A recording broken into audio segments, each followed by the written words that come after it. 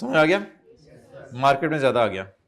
If fair value of biological asset previously made at a cost now becomes available, certain additional disclosures are required. Number one, description of biological asset. Seeing वाली का an explanation of why fair value has become, because some other people including in Zamamul Haq, Saeed Anwar, Junaid Jamshed, Muhammad Yusuf, they have also characters have started importing the cows. That's why. And the effect of change, और change की वजह से effect कितना आया, यानी कि book value से अब आप किस पे लेके जाएंगे, फेयर वैल्यू पे. तो बता दें इसकी वजह से कितना चेंज आया.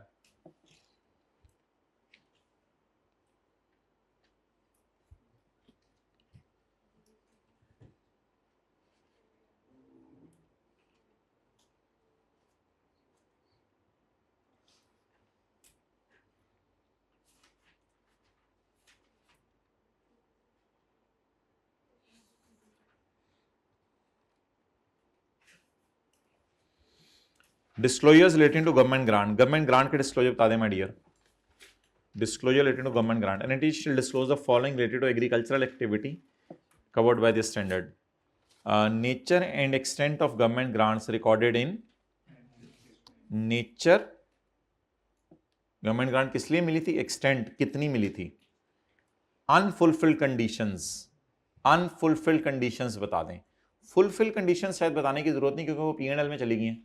अनफुलफिल कंडीशंस बता दें कि अभी तक मैंने कंडीशन फुलफिल नहीं की. And other contingency attaching to government grant, और गवर्नमेंट ने कोई शराइत लगाई हुई है ग्रांट के साथ, वो भी बता दें. Significant decreases expected in level of government. Significant decrease expected है, अगर वो क्यों होगी, डिक्रीज क्यों एक्सपेक्टेड होगी गवर्नमेंट ग्रांट के कम होने से, ड्यू टू एक्सपेक्टेशन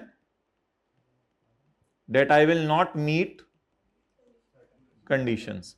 मुझे डर लग रहा है कि मैं कंडीशंस शायद पूरी ना कर पाऊं, तो मुझे ग्रांट क्या करनी पड़ेगी, वापस करनी पड़ेगी.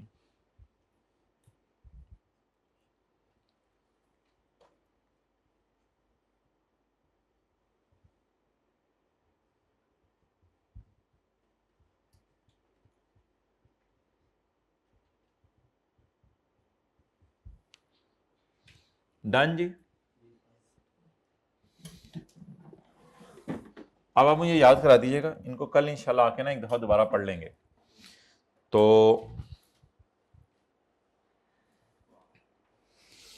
एक कॉन्सेप्ट है, नजर आ रही है किताब पे, ये गुजारा चल रहा है, नजर आ रहा है, सही नजर आ रहा है, ठीक है. एक कॉन्सेप्ट है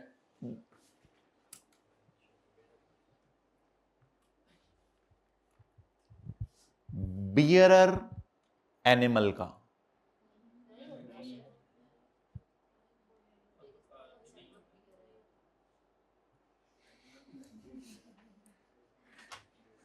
Yes, there is a concept of bearer animals, because it bear produce and bear produce for more than 1 year. तीसरी शर्त नहीं पूरी होती, मुझे पता है, स्क्रैप के तौर पे नहीं बिकेगी. तो for the purpose of accounting journal entries there is no concept of bearer animal, but for the purpose of disclosure there is a concept of bearer animals. So alhamdulillah there is a concept of bearer animal, but for the purpose of disclosure only, for the purpose of, not for the purpose of accounting. There is no bearer animal for journal entries, but there is a bearer animal for disclosure. अब बड़ा बड़ा करके यहां लिखें, ये जो Apple tree है, tree के साथ लाइन डालें और लिखें बियरर प्लांट. इसके क्या पकड़ेंगे, टांगे, टांगे पकड़ के, इसकी टांगे पकड़ के नीचे लिखें, नहीं थान नहीं, टांगे पकड़ के नीचे लिखें बियरर एनिमल. लेकिन आगे लिख दें, सिर्फ डिस्क्लोजर के लिए इसका नाम रखें बियरर एनिमल, छोटा सा ये भी आगे लिख दें, बियरर एनिमल, ब्रैकेट में लिखें ओनली फॉर डिस्क्लोजर. डिस्क्लोजर किताबें नहीं हो तो बहुत ही कमाल है, ओनली फॉर डिस्क्लोजर पर्पस, और किसी मकसद के लिए नहीं.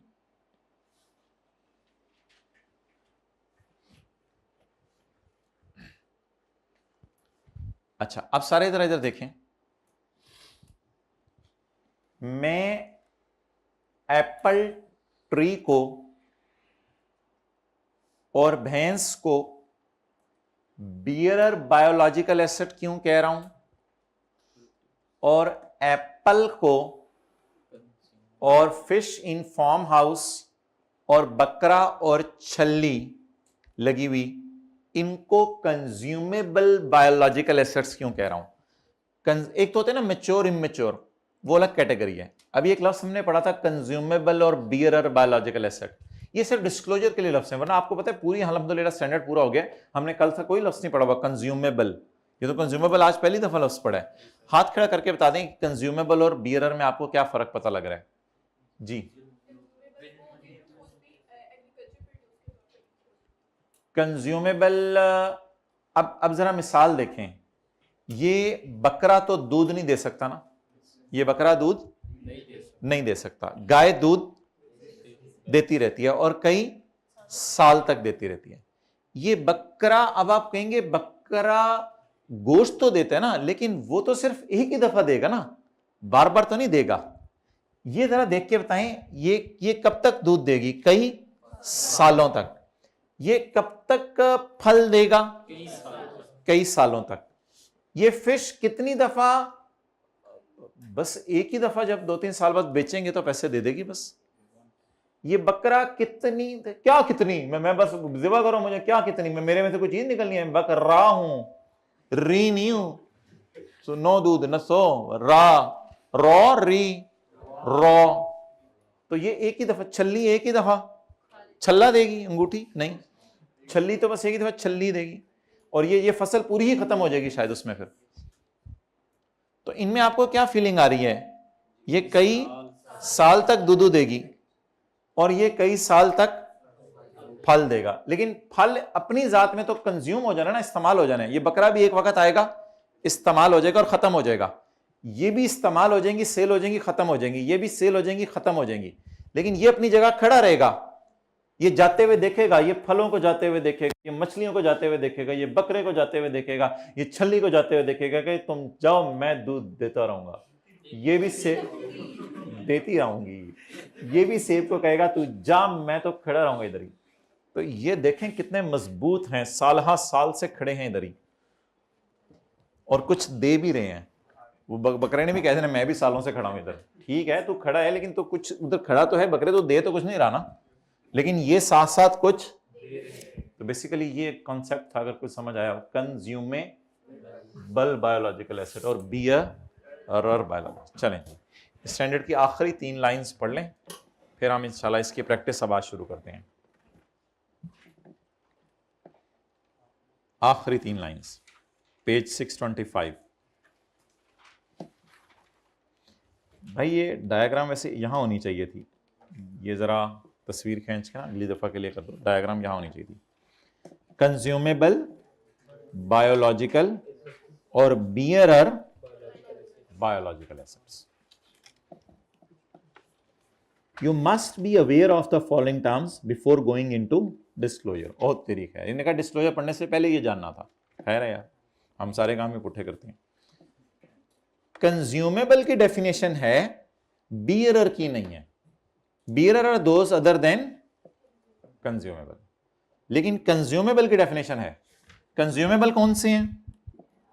Consumable biological assets are those that are to be harvested as और सोल्ड एज बायोलॉजिकल एसेट। अब पता चली definition, that are to be harvested as agricultural produce और सोल्ड एज बायोलॉजिकल एसेट।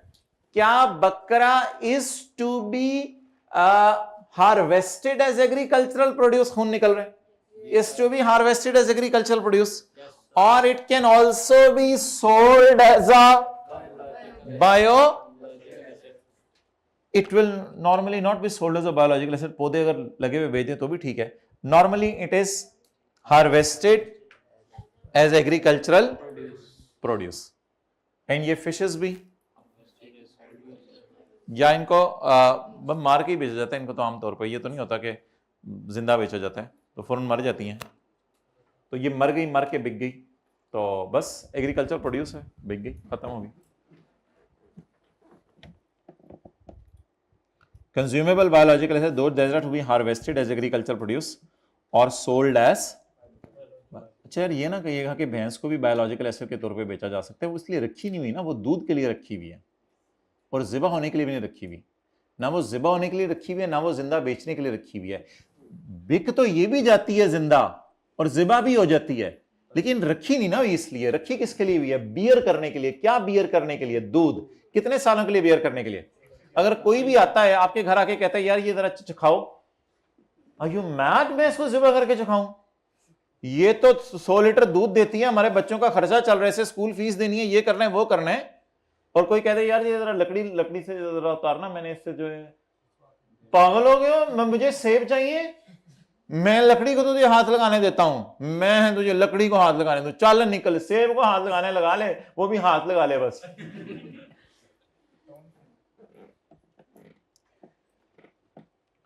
तो किसी के जहन में ये घर जाके ना आ सकता है कि वो ना घर जाके मज को देखेगा, it can be sold as a biological asset. पता नहीं सर ने मज इधर क्यों डाली थी, मुझे भी पता है it can be sold as a biological asset, but normally it is not held to be sold as a biological asset, it is held for milk. Milk sugar and नहीं बोला। Examples of consumable biological acids are livestock intended for production of meat. बकरा ही वो जहन में ले लें, अगर बकरा आपने रखा हुआ मीट के लिए, livestock held for sale, या जिंदा बकरा बेच दें।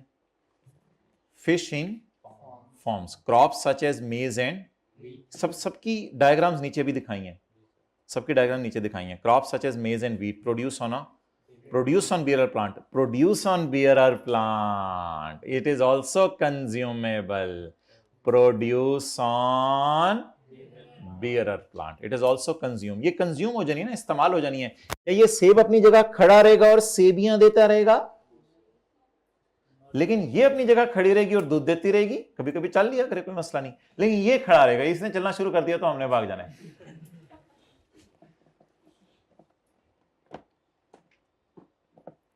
फॉर एग्जाम्पल लाइव स्टॉक, अच्छा सॉरी, ये पूरा हो गया। अब ये मुझे जरा बताना शुरू करें, ये डेफिनेशन पे कैसे पूरा उतर रहा है। Livestock intended for production of meat are to be harvested as livestock, बकरा held for sale, fish in, पता नहीं जिंदा बेच दें तो बायोलॉजिकल एसिड है, मरी भी बेच दें तो एग्रीकल्चर, जो भी समझ लें। क्रॉप सच एज, ये फसल तो नहीं बिकती, कट के ही बिकती है आमतौर पे। प्रोड्यूस ऑन बियरर प्लांट, ये भी दरख्त तो नहीं बिकता। Harvested as, trees being grown for lumber, ये ट्रीज तो नहीं बिकते, ये भी लकड़ी कट के बिकती है।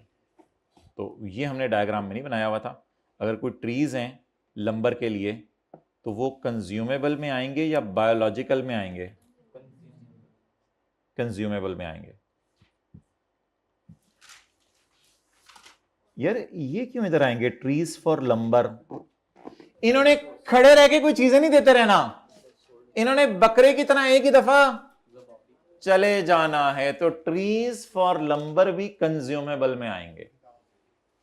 यार बेसिकली ना बियरर का कॉन्सेप्ट है बियर करना मोर देन 1 ईयर, ये बैक एंड पे बियरर के थीम है जी।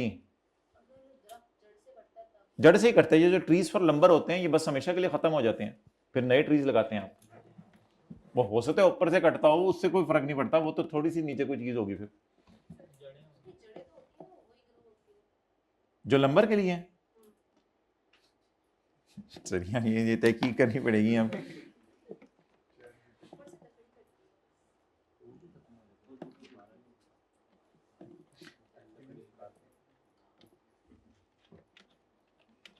Trees for lumbar their roots gone or there or there. Nice one.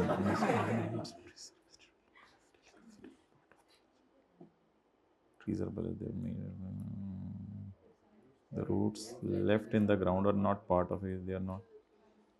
If the roots have no economic benefit, they won't regenerate, be sold or provide. They are not recorded as a separate. They are simply removed from the books. बस तो debatable सी बात है, हो भी सकती है नहीं भी हो सकती। पहला स्टैंडर्ड वाले ने इसको किस एग्जांपल में डाल दिया देख लें, कंज्यूमेबल में। तो ठीक है, इसको कंज्यूमेबल में रखें, कीप द थिंग सिंपल। किसी मुल्क में किसी इलाके में कुछ चीज़ को प्लस माइनस थोड़ी बहुत ही हो, जैसे कल मैंगो ट्रीज़ में भी कई दफ़ा उसने कुछ और बात कर दी थी। अच्छा, हमें तो बस बेसिक थीम बतानी चाहिए कि जो चीज़ें कई साल तक चीज़ प्रोड्यूस बियर करती हैं। अब बियर बायोलॉजिकल एसिड की कोई डेफिनेशन नहीं है। बियर और biological assets are those other than, for example livestock from which milk is produced. Diagram में बताएं देखे बगैर, livestock from which milk is produced. कहो नहीं, हमारी तो मज थी, डायग्राम में देख के बोल रहा हूं मैं। And fruit trees from which fruit is harvested. Bearer biological assets are not but rather are held to bear. ये थीम है बेसिकली, दीज आर हेल्ड, ये खड़े रहते हैं साल साल टू बियर। ये प्लांट एंड मशीनरी की तरह चीजें देते रहते हैं, एक ही दफा खत्म नहीं हो जाते। अच्छा, जानवर बताएं कब मैच्योर होते हैं, और मुझे बताएं दरख्त कब मैच्योर होते हैं, और मुझे बताएं इंसान कब मैच्योर होता है। जानवरों से शुरू करें। जानवर कब मैच्योर होते हैं? जब शीप है तो वूल देना शुरू कर दे, और गाय है तो दूध देना शुरू कर दे। ठीक है, आगे। और वो कब मैच्योर होते हैं? प्लांट्स जब फ्रूट्स देना शुरू कर दें। तो इंसान तो IS 41 के स्कोप से बाहर है, क्योंकि IS 41 की डेफिनेशन अगर ये होती, लिविंग एनिमल्स और प्लांट्स और ह्यूमन बींग्स, ये डेफिनेशन सही है बायोलॉजिकल एसिड की, living animal, living plant, living इंसान। जी आप लोग कहते हैं सोशल एनिमल, का हम नहीं कहते animal. Mature biological assets are those that have attained the harvestable specification. What is harvestable specification?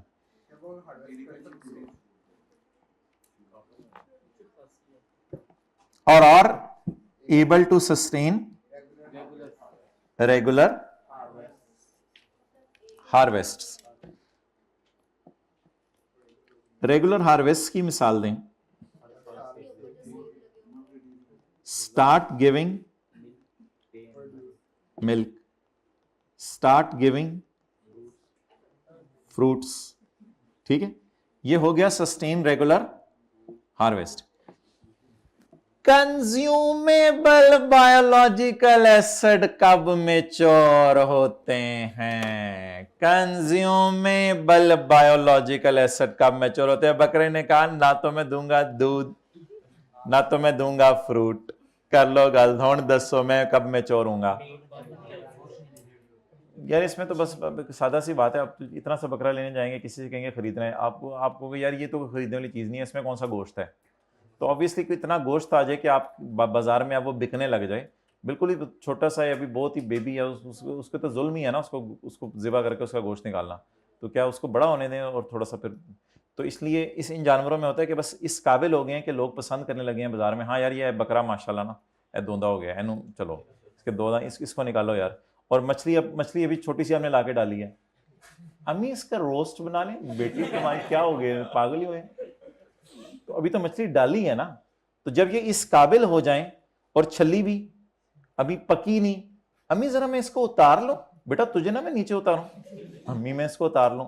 तो ये तीनों चीजें मुझे बताएं, ये चारों चीजें किस वक्त मैच्योर समझी जाएंगी? जब लोग इसको खरीदना पसंद करें। ये मैं अपनी तरफ से डेफिनेशन दे रहा हूं, जब लोग इसको खरीदना पसंद करें तब।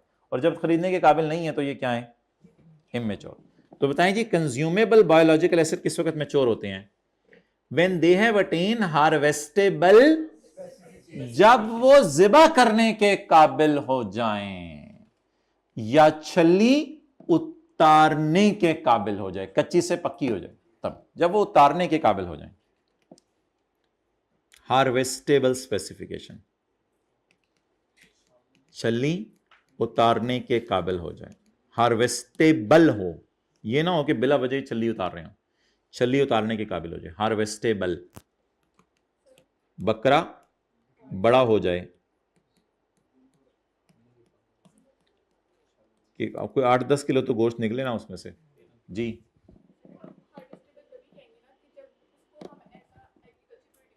कट सकते हैं, हाँ काट। फ्रूट्स में एस नहीं आता, क्यों? अच्छा, फ्रूट अपनी जात में ही सिंगुलर है, अच्छा प्लूरल है, अच्छा वो यानी कि सिंगुलर प्लूरल के लिए फ्रूट यूज होता है, ठीक है। अच्छा किस और जो मेरी इंग्लिश सही करानी है आ जाओ जरा, क्लास के बाद आ जाओ। कोई इज्जत रख लिया कर, तुझे बहुत पता है तो ये तो नहीं कि मुझे भी चल बता दिया कर, पर्ची पर लिख के ऐसी चीज देते होते हैं, अगले सेशन में कर लेंगे, वो जरूरी है, ये कॉन्सेप्ट है कोई हमारा जो खराब हो रहा है। अच्छा जी,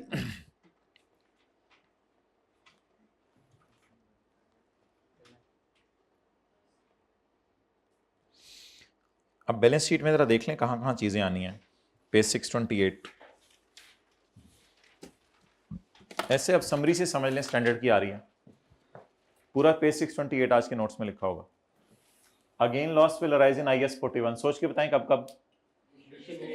initial recognition of biological asset, normally loss आता है, और initial recognition of biological asset on birth, at year end on taking biological asset to agriculture produce at point of. Businesses मिसाल ने जो IS 41 लगाते हैं, dairy farming, fish farming, citrus product, oranges, etc. Examples of business that will not apply IS 41, zoo animals, ocean farming, नहीं ये लफ्ज़ गलत है यार, ये पिछली दफ़ा भी सही कराया था, इसकी तस्वीर भेजो। ओशन फिशिंग, फार्म हाउस तो गलत है ना, ओशन फिशिंग, ट्रॉलर्स माहीगीर होते हैं, वॉच डॉग्स इन पर्ल कॉन्टिनेंटल होटल, आप अपने होटल का नाम लिख लें जो आप लोगों ने बनाया हुआ है। IS 16 विल अप्लाई, लैंड के ऊपर और बिल्डिंग के ऊपर क्या लगेगा? IS 16। Animals not relating to agriculture, watch dog और जू एनिमल्स, इन पे भी क्या लगेगा? बियरर प्लांट पे भी क्या लगेगा? IS 16। Biological assets whose fair value can not be measured reliably, इनको कीप करें अंडर IS 16। सींग वाली गाय, till fair value not,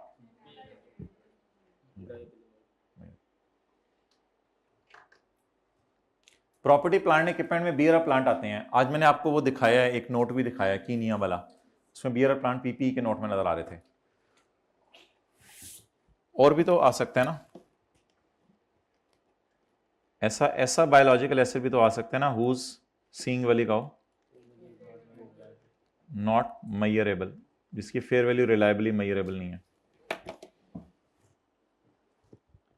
biological assets, dairy cattle, mature immature जो भी है, शीप फॉर वूल, ये किस किधर चली जाएगी? बायो। ये नॉन करंट में क्यों शो की हुई है? नॉन करंट में डेयरी कैटल तो कई साल तक दूध देती रहेगी ना, और शीप कई साल तक।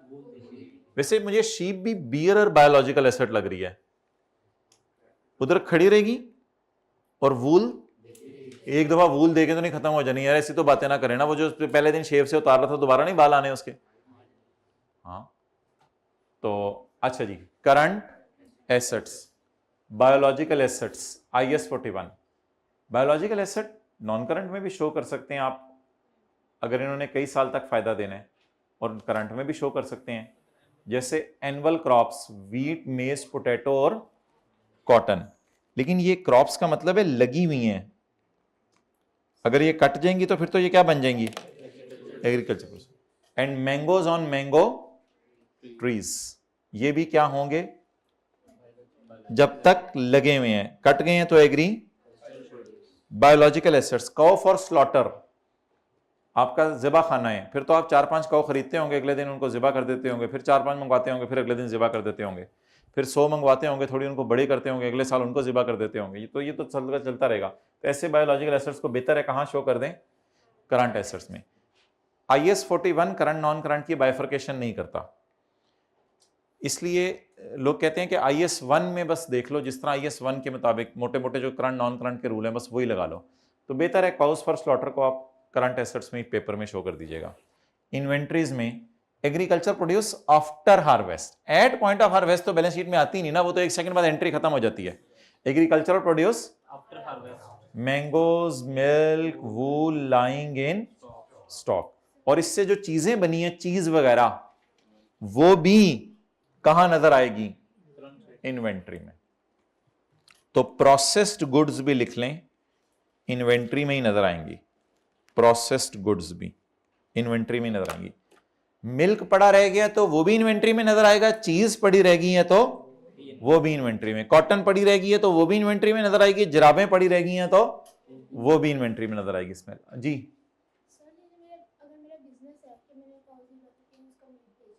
अगर काउस का बिजनेस है और वैसे काउस को बेचता हूं, ज़िबा करके बेचता हूं, हाँ तो आप कह रही हैं उसको फिर नॉन करंट में शो कर दें?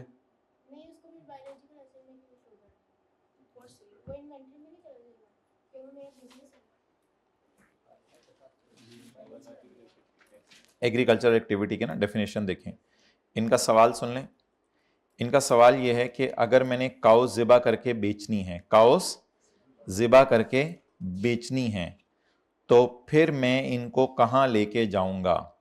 तो agriculture activities management of biological transformation of bio for the purpose of sale of that asset. मैं सेल तो नहीं कर रहा, लेकिन यहां गिरा दें उस पर, agriculture is management bio for the purpose of harvesting agriculture produce from the asset, तो यहां पे गिर जाएगी वो। अगर काऊ आपने ज़िबा करके बेचनी है तो that is an agriculture activity. अगर आपका काऊ ज़िबा करके बेचने का कारोबार है, गोश्त बेचने का, यू आर स्टिल IS 41 आप अप्लाई करेंगे। एग्रीकल्चर एक्टिविटी का थर्ड पॉइंट लग जाएगा। Cows for slaughter is a biological asset. और अगर बेचने के लिए जिंदा काउस रखी हुई है फिर तो वैसे ही जिंदा गधा भी तो रखा हुआ था बेचने के लिए, फॉर सेल।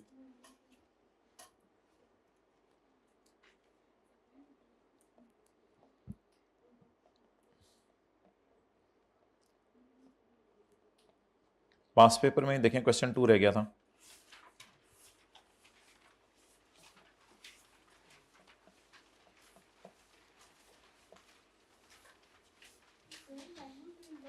हाँ जी,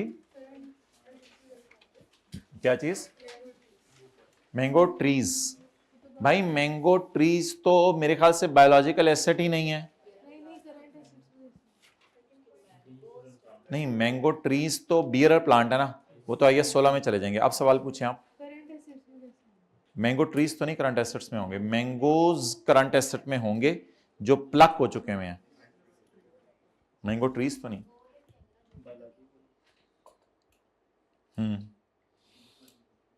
जी, पेज 651 पॉइंट नंबर 2 और 7 रह गया, मैं पढ़ लें।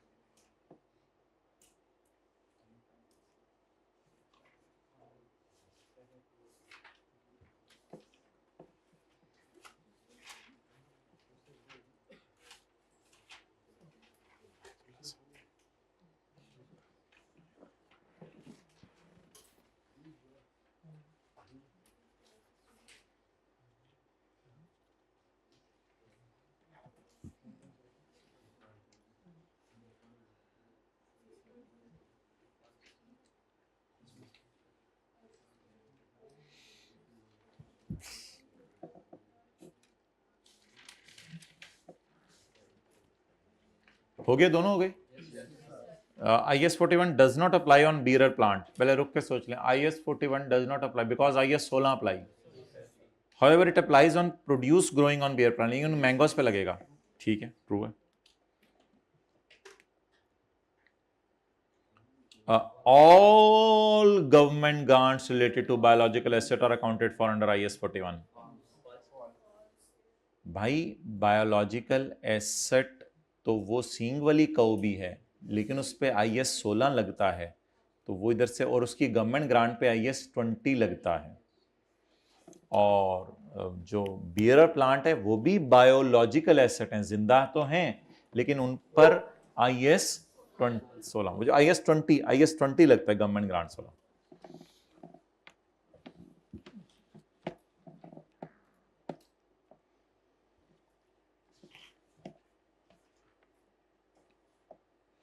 कल के होमवर्क वाला सवाल हो गया था?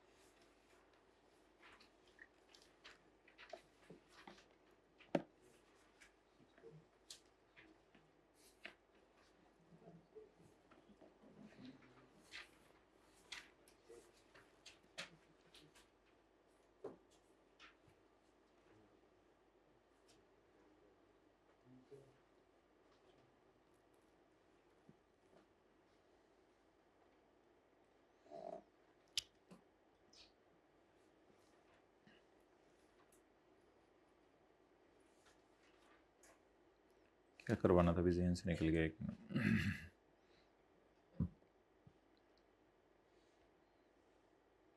हाँ, MCQ 16, माजरत, MCQ 16 निकाल लें।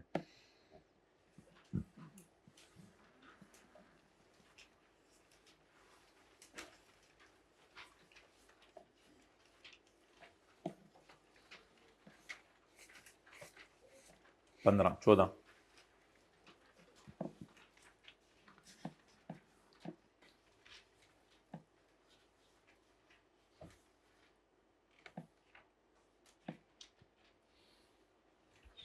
Maria Limited bought oil palm garden for 150 million.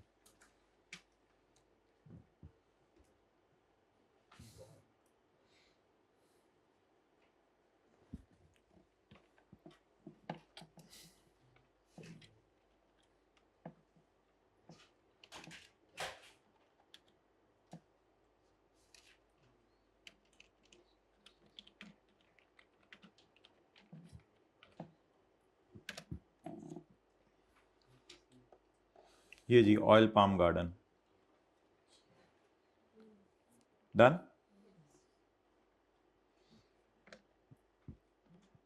Maria Limited bought oil palm garden for 150 million.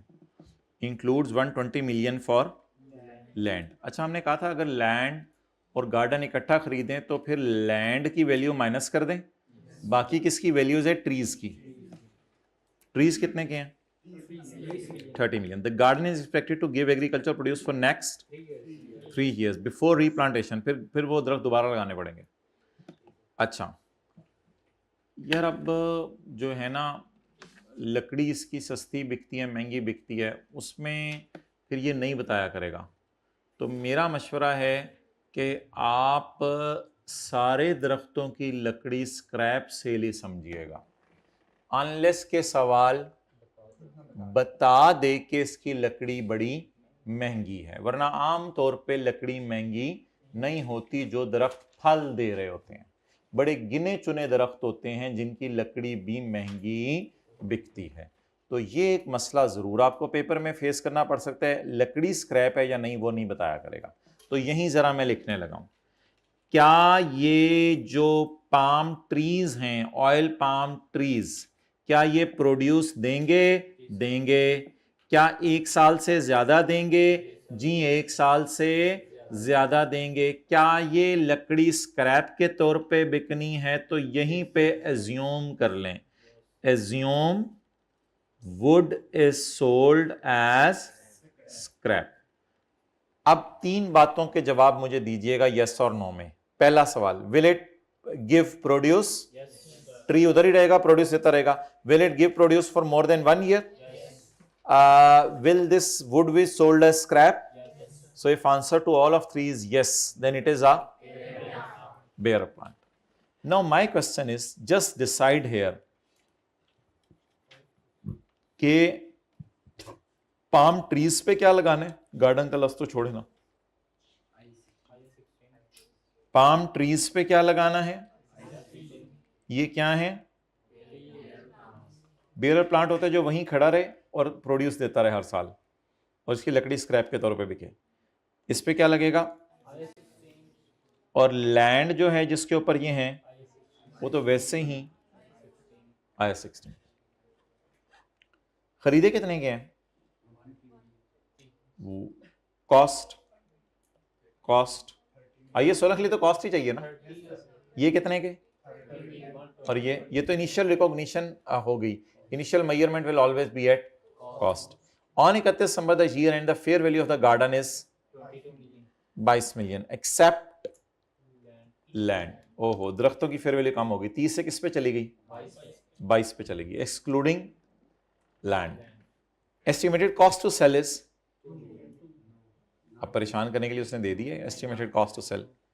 Land has a fair value of 130 million on 31 December 2019।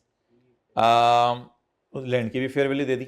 ML uses the cost model under IS 16 and fair value less cost to sell model for IS। ये line मैं काट रहा हूं क्योंकि हमारे सवाल में कोई IS 41 की चीज ही नहीं है। IK अपने तो देनी थी परेशान करने के लिए। हमारे सवाल में सिर्फ कौन सी चीजें हैं? And we are using cost model.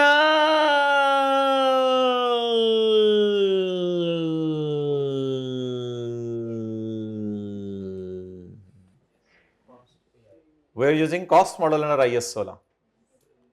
तो ये बिरयानी के अंदर जहां बोटी होती है वहां स्टार फिशेस भी होती हैं जिनको इग्नोर करना होता है, काले काले रंग की। तो ये वो स्टार फिशेस बहुत ज्यादा आ गई थी बिरयानी के अंदर, अब इनको इग्नोर करना था, क्या करें, बहुत ज्यादा डेटा दिया हुआ है, सारा इग्नोर करना है। What is the total amount of non current asset to be presented in balance sheet? अब कोई हमारे जैसा शहजादा होगा वो तो MC को सॉल्व करते हुए तो फौरन जम मारेगा, कहेगा लैंड को शो कर दो कॉस्ट पे और गार्डन को शो कर दो कॉस्ट माइनस अकामुलेटेड डेप्रीसिएशन पे, टोटल 140। नहीं, गड़बड़ होगी। 30 को डिवाइड नहीं 10 से नहीं करना, 3 से करना है तो 3 से कर लो। 30 माइनस 10, वो बैक एंड पे वही चल रहा था दिन में। 120 प्लस 20 इज इक्वल टू, छोटा सा आंसर लिखें फिर प्रॉपर तरीके से मैं कराता हूं। छोटा सा आंसर तो लिख लेना, एग्री कर गए हैं शायद आप आंसर से। Cost minus accumulated depreciation.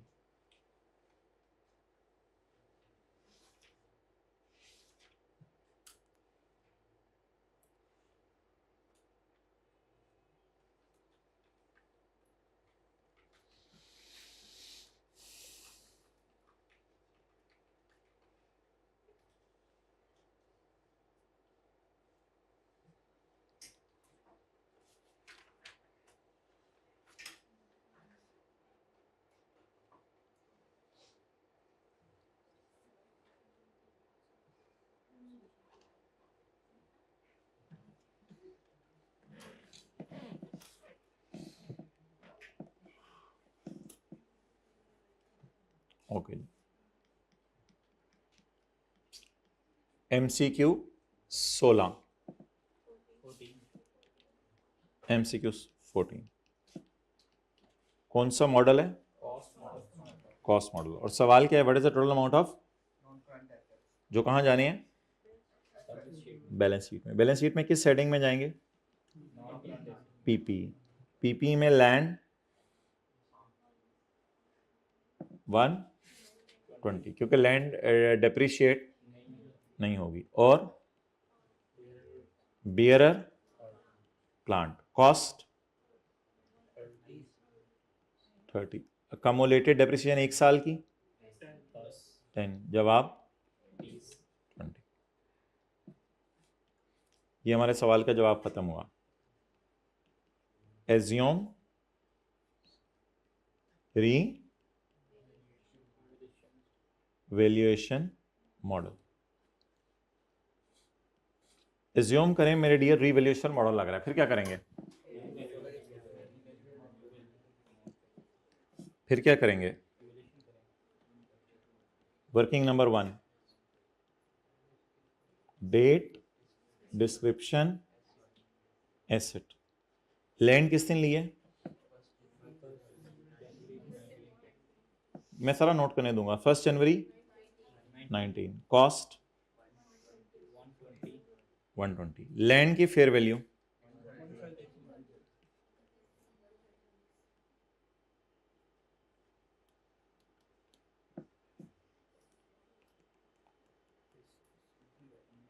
revalued amount 130, surplus 10।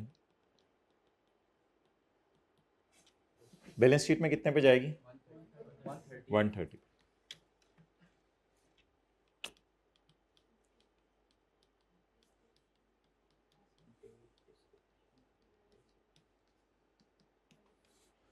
Trees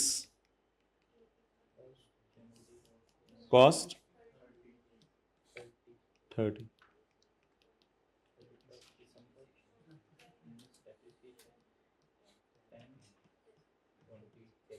बीवी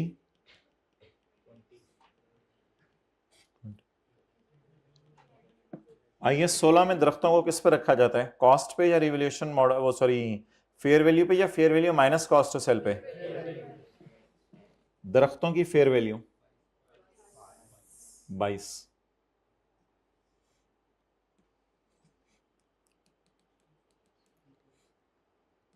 सरप्लस आ गया इधर भी क्योंकि डेप्रिशिएट हो गया हुआ था ना। ये क्या है, रिवैल्यूएशन सरप्लस या revalued amount?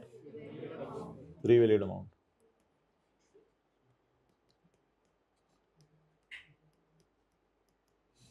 Revaluation surplus balancing 2 done. अब बैलेंस शीट में कितने पे जाएंगे? 152 पर। अगर हम एज्यूम करते हैं कौन सा मॉडल? रिवैल्यूएशन मॉडल, तो बैलेंस शीट में पीपी में लैंड किस पे जाएगी? 130 पे। और ट्रीज बियर प्लांट 22 पे। डन। वैसे इतनी लंबी चौड़ी कैलकुलेशन की जरूरत नहीं थी क्योंकि फेयर वैल्यू ईयर एंड पे दी हुई थी सवाल में, तो फेयर वैल्यू भी लाना था ना, सवाल में दी हुई थी फेयर वैल्यू, मैंने तो ऐसे ही कर दी। चलें ये नोट करें, अगर कॉस्ट मॉडल हो और अगर इवैल्यूएशन मॉडल हो,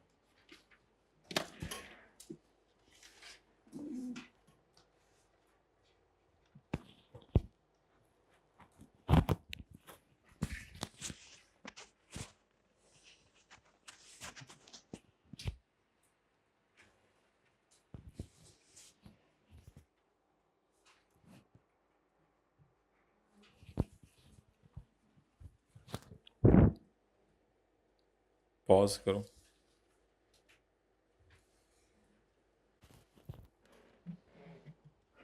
जी डन।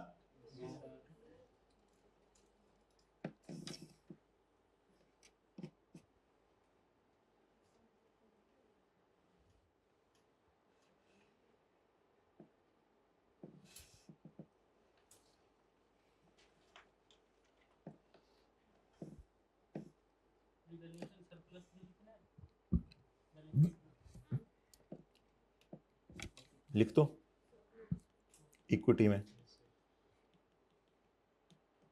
असल में उसने सवाल में रिक्वायरमेंट में नॉन करंट एसेट पूछे हुए थे ना, मैंने सिर्फ नॉन करंट एसेट लिखे हैं। इक्विटी में डाल दो रिवैल्यूएशन सरप्लस 10 भी और 2 भी।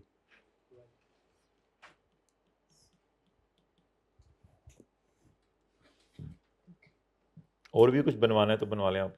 नहीं नहीं सही है, अच्छा अच्छा सवाल। आई अप्रिशिएट ये फ्रूट्स वाली बात मैंने दिल पे नहीं ली, मैंने नहीं दिल पे ली, मुझे मैंने बिल्कुल नहीं ली दिल पे। ओके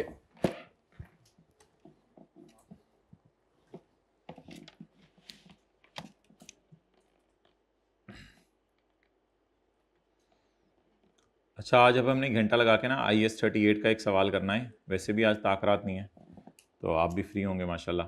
वैसे तो आखिरी 10 दिनों में आप बहुत सी इबादत करते हैं, कई तो लोग होते हैं पुराने ज़माने में उनके रो रो के आंखों की नालियाँ सी बन गई थी यहाँ पे, आंखों से आंसू निकल निकल के। आज के ज़माने में भी ऐसे लोग हैं, जब उठते हैं तो मस्जिद में हमने कई दफ़ा देखा कारपेट गीला हुआ होता है या मुसल्ला गीला हुआ होता है, इतना होते हैं लोग आज के ज़माने में भी। और कई आपके दाएं बाएं भी बैठे होंगे, अब बताते तो नहीं, ऑब्वियसली बताना मकसूद भी नहीं है। अच्छा अब माय डियर ये एमसीक्यूज हम करेंगे आज कोई टाइम निकाल के थोड़ा सा, और IAS 38 का एक पास पेपर का सवाल करेंगे।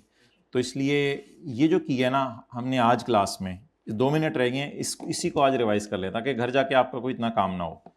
इसी को आज रिवाइज कर लेते हैं।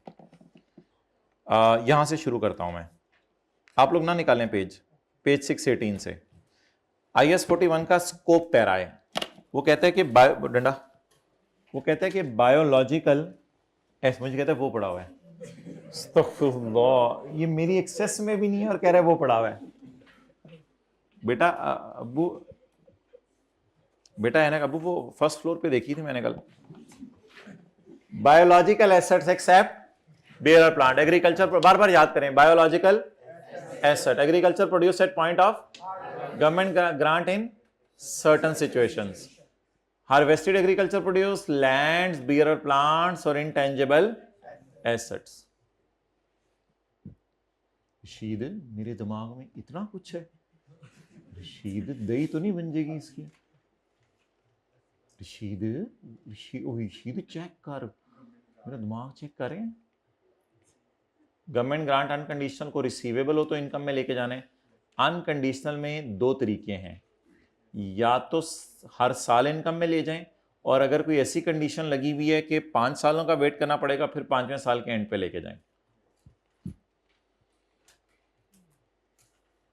कंज्यूमेबल बायोलॉजिकल एसेट ऐसे होते हैं जो खड़े रह के प्रोड्यूस नहीं देते रहते, बस ये असल बात है, जो खड़े रह के प्रोड्यूस नहीं देते रहते, बल्कि ये कट जाते हैं, एक ही दफा ज़िबा हो जाते हैं या जिंदा ही बिक जाते हैं। और ये these are held to bear, ये खड़े रह के प्रोड्यूस देते रहते हैं। अच्छा, ये वाले मैच्योर कब होते हैं? जब फल देना शुरू करें। बियरर मैच्योर तब होते हैं जब फल देना शुरू करें या दूध देना शुरू करें।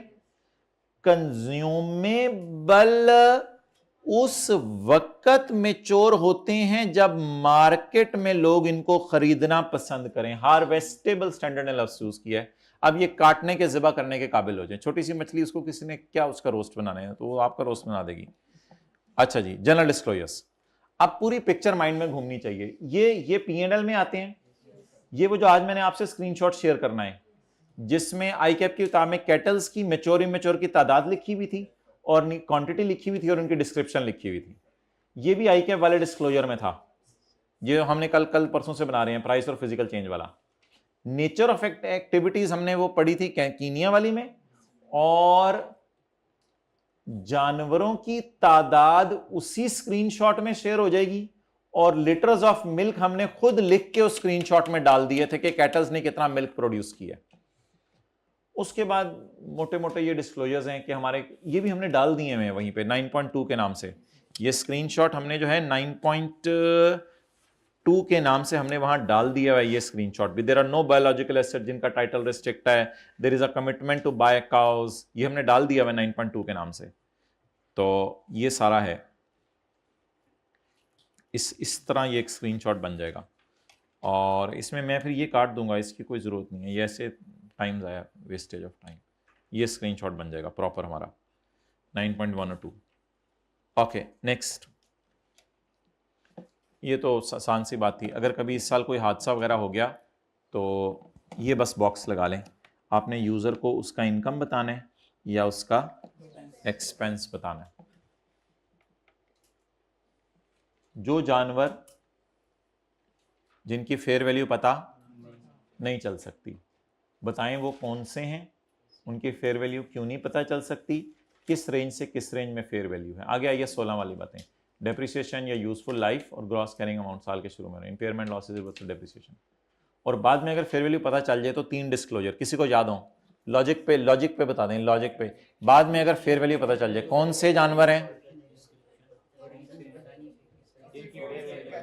क्या सर्कमस्टांसेस बने जिसकी वजह से फेयर वैल्यू पता चल गई, और बुक वैल्यू और फेयर वैल्यू में चेंज कितना है। गवर्नमेंट ग्रांट्स के बारे में डिस्क्लोजर, किस नेचर की मिली है, किस हद तक मिली है, उसमें आपने कितनी कंडीशन तक फुलफिल नहीं की, और इनके फुलफिल ना करने की वजह से कितनी ग्रांट वापस करने का चांस है। जाएं, ये पढ़ा बस हमने आज। नेक्स्ट क्लास इंशाल्लाह 3:15 बजे IAS 38 का एक सवाल करना है। अब आपकी मर्जी इधर करें या घर जाके करें। उसमें एक बिजनेस कॉम्बिनेशन का हमने सवाल करना है। चला चलाया बिजनेस खरीदेंगे और गुडविल निकलेगी, बस एक छोटी सी चीज़ है, गुडविल निकलेगी। वो डिटेल से कंसोलिडेशन का टॉपिक है, लेकिन थोड़ा सा IAS 38 से रिलेट करता है, इसलिए अभी करा दिया जाए तो बेहतर है। और IAS 41 के MCQs। ठीक है जी, अस्सलाम वालेकुम।